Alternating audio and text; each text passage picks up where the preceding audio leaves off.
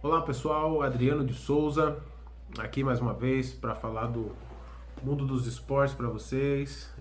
E hoje o assunto que eu estou trazendo para vocês é para contar como é a vida de um atleta em Cuba.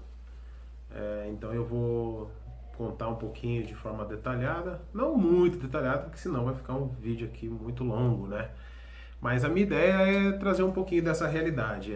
Ao contrário do que todo mundo faz, eu procurei um caminho não muito comum. Na verdade, eu decidi ir para Cuba porque os cubanos na década de 90 eram os melhores jogadores de beisebol em nível amador, né? Tanto que eles tiveram uma geração aí de 80 e 90 que ninguém ganhava de Cuba.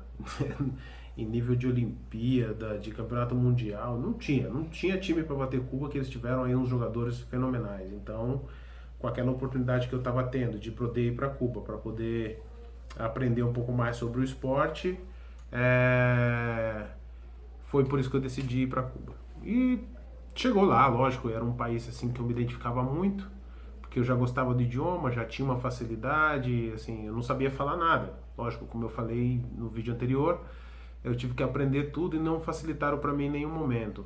Mas a minha vontade de superar e de conquistar aquilo era tão grande que essas coisas nem eram um problema para mim. Na verdade, foram pequenas barreiras que eu tive que ultrapassar. E como que era meu dia a dia? Era difícil porque eu tinha que estudar, eu tinha que treinar e tinha que jogar.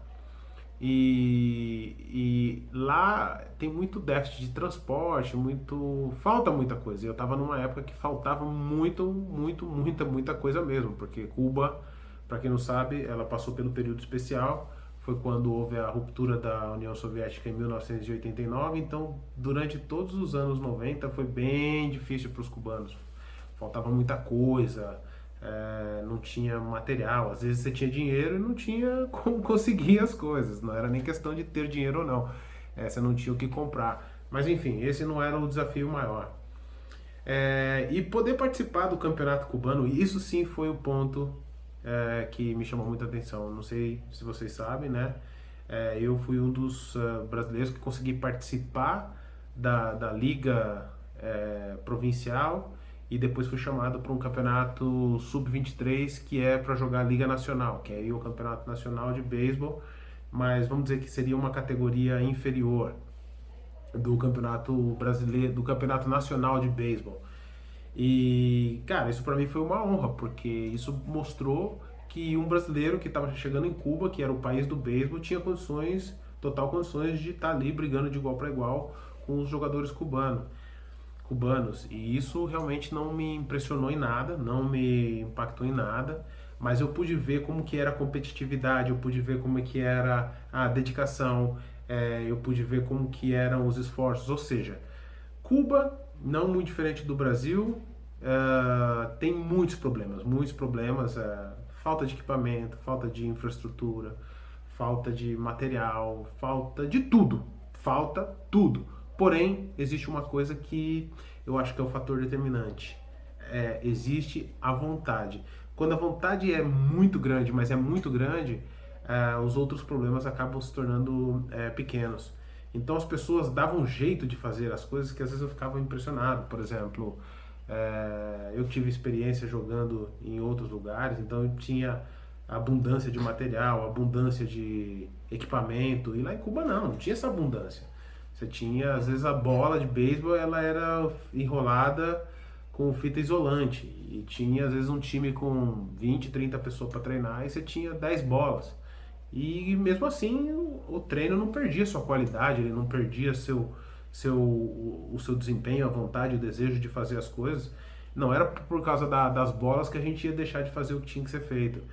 E isso foi uma coisa que me levou à reflexão, que às vezes eu vejo que no Brasil, qualquer coisa que a gente vai fazer, as pessoas sempre falam, se não tiver dinheiro isso não vai dar certo, se não tiver equipamento isso não vai dar certo, se não tiver o material esportivo isso não vai dar certo. E isso me levou lá atrás, na minha infância, me fez pensar que não é a falta de equipamento, não é a falta de infraestrutura, na verdade é a força de vontade, é a vontade que você tem de conquistar aquilo que você deseja. Eu sei que a maioria dos atletas brasileiros vem de uma história de luta, de guerra, de batalha, só que na minha cabeça isso não entra, né? Não entra porque eu acho que é uma coisa que eu já tinha que mudar. Não tem que ser sofrido, não tem que ser doído, não tem que ser. Nossa, o cara tem uma história de vida, desculpa a palavra, desgraçada, para poder alcançar o sonho de ser um esportista. E não precisava ser dessa forma, pode ser de forma diferente. Porém, o esporte também precisa ser visto de maneira diferente. E desculpa até minha empolgação aqui, minha emoção, mas é isso. E foi isso que eu vi em Cuba, que as pessoas lá elas não perdiam tempo reclamando, elas não perdiam tempo se lamentando das dificuldades que existiam no seu dia a dia. Ela não deixava de treinar porque faltava isso ou faltava aquilo, não, ela ia. E aquilo fazia com que ela se superasse cada vez mais. E eu comecei a entender aquilo, um pouco desse espírito, um pouco dessa vontade, um pouco dessa luta, e foi isso que eu trouxe muito para a minha carreira. E eu acho que foi isso que conseguiu com que fizesse com que eu alcançasse o meu objetivo, né, que era conseguir assinar um contrato profissional.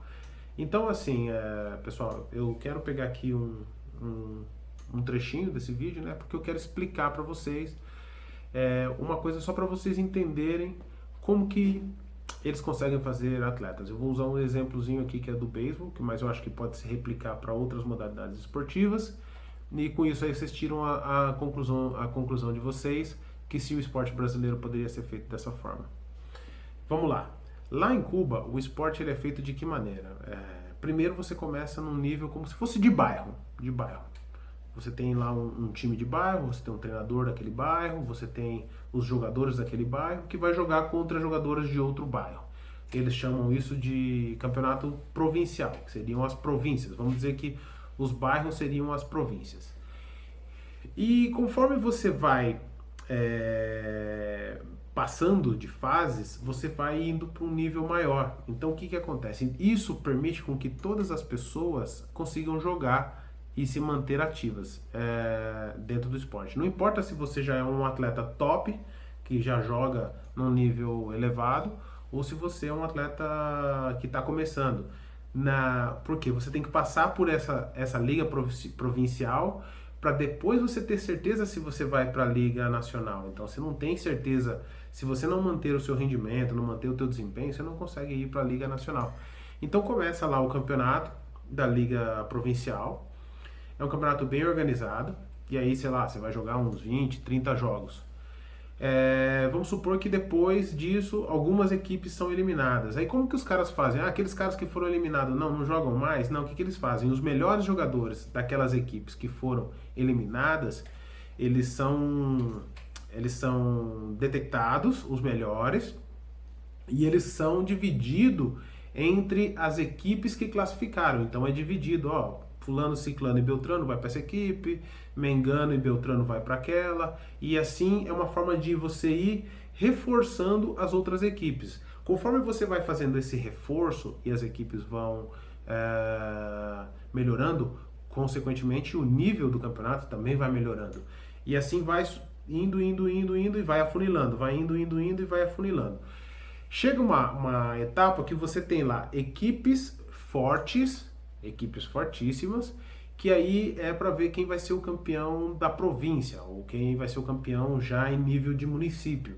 Quando você chega no final, o que acontece? O mesmo processo é feito. Aí você pega lá os melhores jogadores das equipes que foram eliminadas e você vai e monta o seu time do município, que seria o time da província.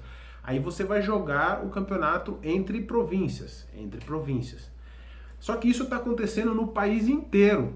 Cada canto do país está tendo a mesma coisa. Então eu estou falando, sei lá, de milhares e milhares de pessoas jogando beisebol ao mesmo tempo em diferentes partes do país. E isso acontece no basquete, no vôlei, acontece em todas as modalidades esportivas, mais ou menos a mesma estrutura de prática esportiva. E aí o que acontece?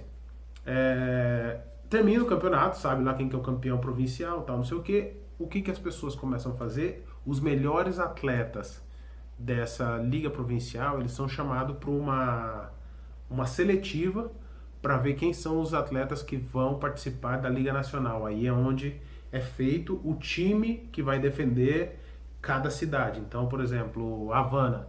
Havana tem dois times, que é o Industriales e o Metropolitanos.